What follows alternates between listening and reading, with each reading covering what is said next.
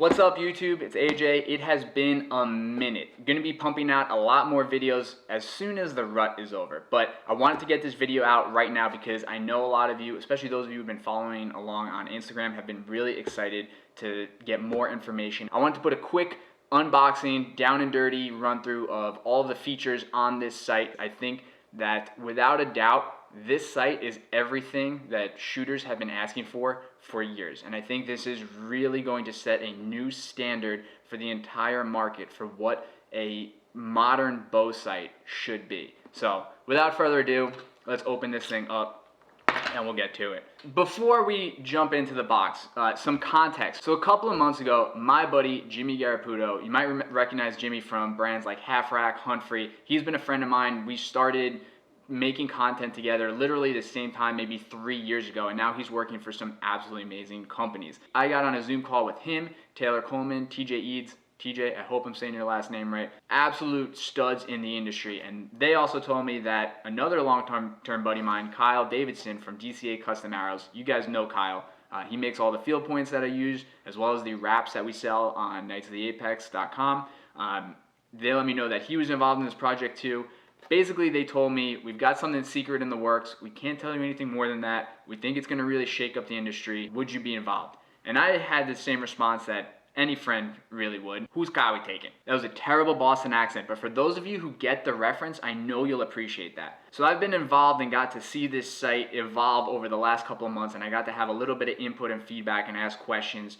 So I'm very much invested in this. And now I'm fortunate enough to be one of the testers for this site. So as I pull this thing out of here, damn, it's pretty, recognize that this is a prototype site. Now, I used to think when I heard the word prototype that, I would get like visions of like James Bond and Batman, and like it was just, some super secretive, super high-end stuff. And it is, this thing is awesome. But in the real world of manufacturing, prototype means still under development. So there's usually some interim parts being used that they're still collecting feedback and developing. So over the next couple months, this is very close to what the final production model will likely look like, but we are going to continue giving feedback, and Dial's going to continue to refine certain things. Some of the things on here as we go through, I'll let you guys know, but they are 3D printed, whereas on the actual production model, they will of course be machined in aluminum. This whole site feels extremely solid. It feels very rugged. Even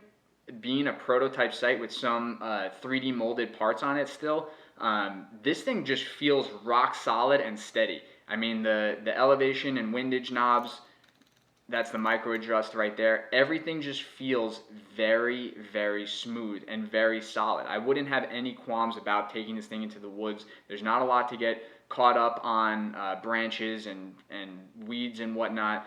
And it just feels like it can really take a beating. First off, overall appearances, I mean, this thing is sick. This looks like what a modern bow sight should look like. Look at how clean it is. I mean, there's nothing superfluous. There's nothing hanging off of here. There's nothing messy. It's just clean. The finish is Cerakote. So for those of you that are familiar with the Cerakote finishes, either on firearms or Quattro Archery, the guys who make my stabilizers over in South Africa, they also use Cerakote finish.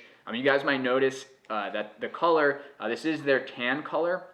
They're still playing with some of the swatches. Right now they're offering 3 different colors for the main body of the sight itself, and there's some ridiculous number of color options for the void wheels. I went with, this is their sage green. It matches up with the green on like some of the Matthews and Hoyt models really, really well. Even within like Cerakote's FDE or tan, there's a lot of different shades in there. That's why there's actually an Instagram account called 50 Shades of FDE. Great account, by the way. But there's a lot of play there, so that's one thing that Dial's still messing with, but it looks absolutely amazing. And because I know some people care more than I do about finishes, just to compare, that's it next to the PSE Tan, Hamskea. This is actually Hamskea's FDE Cerakote, so you can see that even varies a little from Quattro's FDE Cerakote. And then of course you have, but anyway, let's run through the features. I'll start from dovetail and move my way forward. The dovetail mount right there, 5 positions, so you can get that perfect sight picture or move it in or out. I think that's the right amount of adjustment. I really am not crazy about dovetails that run super long. there's not a lot of guys running their sights all the way out anymore, and honestly, if you are doing that, you're really robbing yourself of some potential range out of the sight, because the further you move that sight out, the less travel you can actually get with the sight. We'll talk about another advantage of the sight, which is travel, later on. But I think 5 positions is perfect, gives you some leeway to work with both the weight where the sight sits on the bow, as well as getting the perfect sight picture. Moving up, this little button right here is actually the locking button. So to lock your wheel, that's what you would actually depress right here. Really cool, just very slim design, really sleek, simple, no knobs or screws or anything like that. Just hit the button, the thing's locked in place, and you don't have to worry about it. Getting to the void, right? Probably the thing that people notice first about this sight. This void dial right here. First off, this thing feels incredibly smooth. I really like the action of this. So my initial pass through of this sight, I realized that I skipped over a couple of features that I was actually really excited for, that involve the sight tape wheel. So you guys probably saw in some of the promotional materials that Dial put out that this wheel can be, where your sight tapes go, can be moved either from the inside to or the outside depending on user preference, and you can actually swap out this entire void dial. They have multiple colors, and down the road they'll have different options for you to choose as well. So you can get multiple yardage wheels and different void dials. Now, surface level, right, appearances, that's cool from a customization perspective, but also if you want to run this sight for multiple bows or multiple arrows, that makes this honestly better than anything else on the market for that type of versatility, because this wheel can turn independently of the void dial. So you can loosen up this screw right here, and there's actually another, I believe it's this set screw. I have to talk to the guys at Dial to confirm that, but this wheel right here can move independently. Right now it's on there really tight, like I couldn't twist this thing if I wanted to. The indication marker, that's still one of the design feedback items that the testers are going back and forth about. But for right now, I have a little Sharpie that's going to be my little yardage marker. But what that means is not only do you not have to worry about getting your sight tapes to stick on perfectly with your little yardage indicator marker, which is always annoying, but what you can do is once you get your sight, say, dialed in at 20 or whatever yardage you want, right? You just stick your tape on, you don't have to worry about where it is, and you can just turn this until the set yardage is lined up with your pin, and then you're good to go. So that's really cool from both a setup and installation perspective, but what else is really cool is Kyle was saying that yes, you could get multiple wheels for different arrow setups or different bow setups, but with the average to say slightly faster setups, those shooters will probably be able to fit 2 sight tapes on the same wheel. So what that means is, let's say I'm running this sight, or maybe for multiple bows, right? Let's use multiple bows as an example. I have an Expedite and I have an EVL, right? They're running the same arrow. They're a couple of tapes off, so I could have my Expedite tape on one side, I could have my EVL tape on the other. When I have this on my Expedite, I just set it to say 20, right? And then I move it to my Expedite sight tape at 20, and I'm good to go, right? I don't have to do anything else. I take this off via the dovetail, put it on my EVL, right?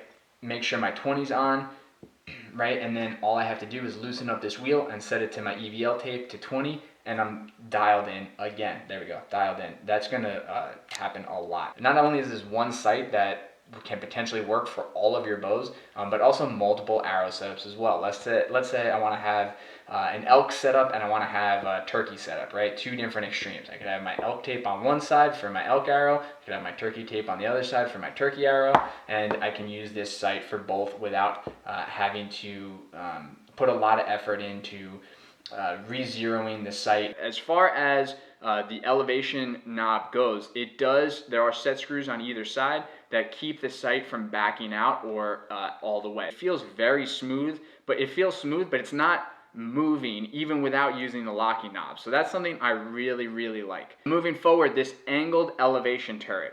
This is another unique and patented feature, or patent pending, I should say, feature from Dial. So I use my bow as a visual aid, and maybe depending on time, I'll throw up some sort of drawing or something. When you cant your bow or you dial your sight, this sight is moving on an arc to adjust the trajectory because the arrow is going to be releasing here, right? The closer to the riser, or the closer actually to the point at which the arrow is released, that the sight is, the less it has to travel, or the shallower arc it has to travel in order to cover the same distance downrange. So what that means is, for those guys that run their sights all the way out like this, their bows have to travel along a longer arc, which means that they're more likely to come in with to contact issues with a knocked arrow. What the dialed sight allows you to do is, with its unique design, the sight housing comes marginally closer to the riser, but enough that the guys that have been testing it so far have been saying they're getting about 10 extra yards out of this sight than all of the other sights that they have. So, and the other thing, and this was my big question, is does that change your sight picture at all, having the sight housing move closer to the riser?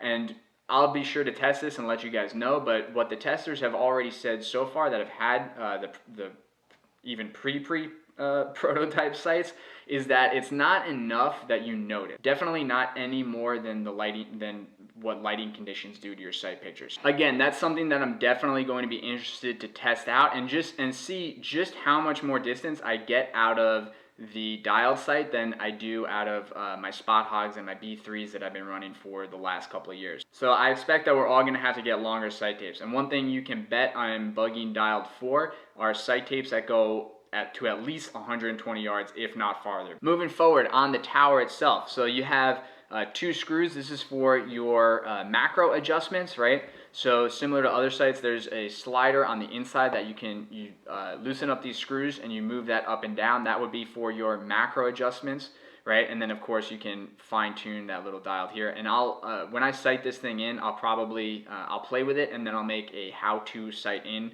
with this sight video once closer to when the production models come out and I have had a chance to mess with this and really get like a good system in place. But going on how I would set this sight up, or how I'm planning on setting this sight up based on other sliders I've run, is I'll do my macro adjustments. I'm gonna run this wheel all the way up to get me the most possible adjustment, right? And then I'm gonna use these screws right here, remove them, and move this up or down to get my macro adjustments, and then I'll fine tune that last maybe 1 to 3 inches with the knob itself to get my elevation just right. Now for your second axis adjustment right here, there's a little bit of wiggle room, so you can loosen that up and you can move your second axis right there. Very clean design, everything's captured nicely. I really like that. The screws look nice and beefy.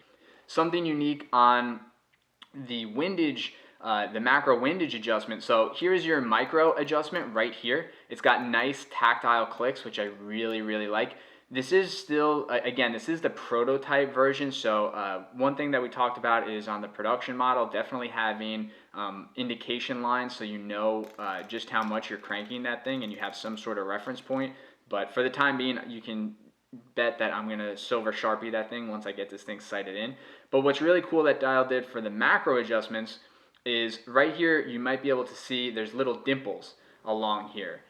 So that those dimples have a set screw right here. So there's no more like, as you loosen this up, you have to like play with, is this sight level or not? You actually have little dimples right here that you can just, that set screw just sits right in, so you can macro adjust right off of that and know that you're nice and secure, and you know, you're not losing this axis while you're doing your macro adjustments here. So micro adjustments we kind of touched on already. This knob right here, I really love the way this thing feels when it travels. The TJ and Kyle, you guys did an amazing job on that.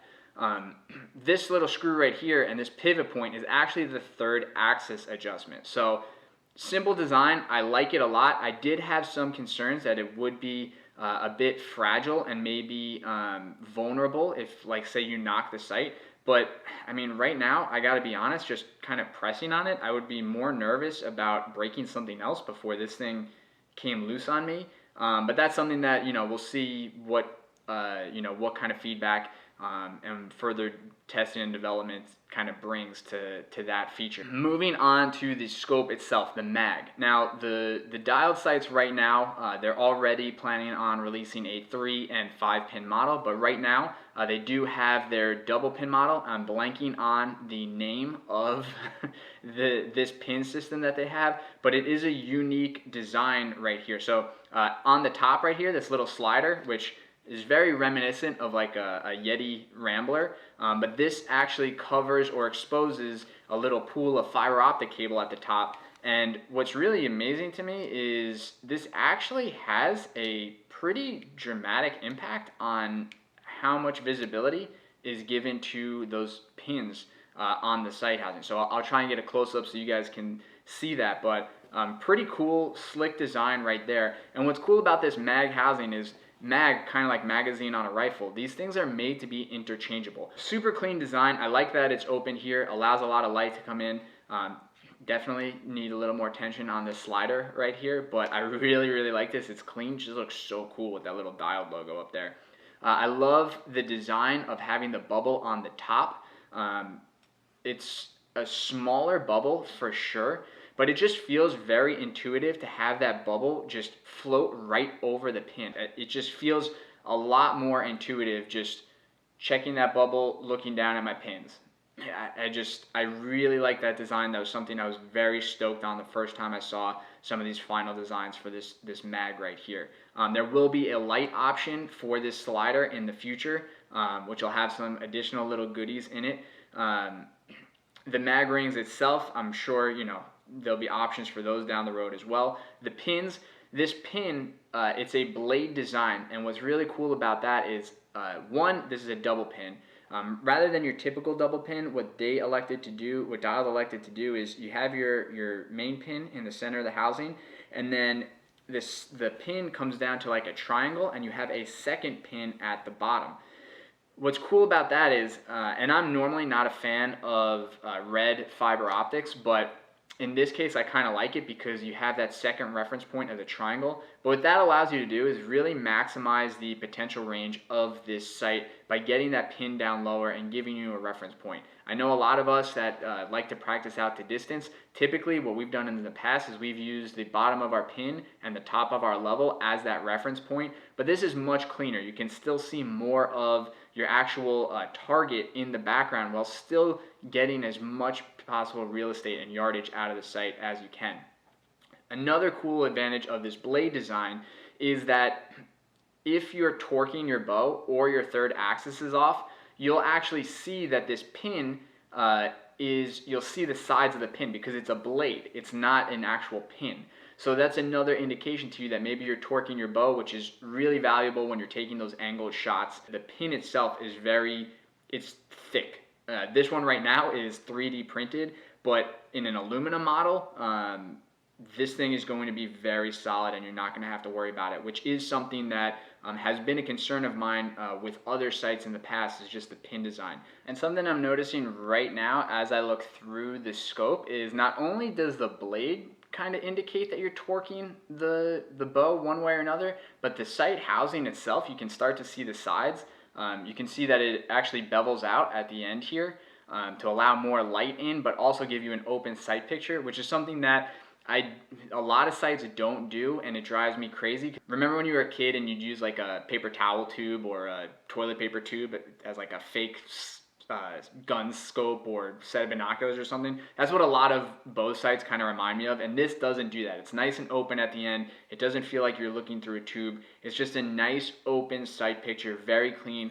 I like the small white ring. I'm a big fan. So yeah, I'm trying to think if there's anything else I didn't cover on this site. I'm sure there is. I'm kind of rushing through this right now. I'm not gonna lie. I want to get this thing on my bow and start shooting. I'm gonna edit this video together real quick, but I'm just really excited for this thing. I can't wait to get it on my bow, get it shooting, put it through its paces, and share it with all of you more once I've had some more hands-on experience. As of right now, the sights will be available for pre-order starting, I think it's November 18th, and then they're not expected to ship until summer. Taylor has already said on Dialed's Instagram page that they may ship sooner, but with the way things have gone the last 2 years, they're playing it very conservative. So if they're able to release the sights and get them in production and ship them out to everybody ahead of time, they definitely will, but they would rather set a realistic time frame for you all than just continue to push out release date endlessly. So definitely, if you're not signed up for the newsletter, get over to Dialed's page and sign up there. The whole team at Dialed's been great to work with. I'm excited to be a part of the testing team,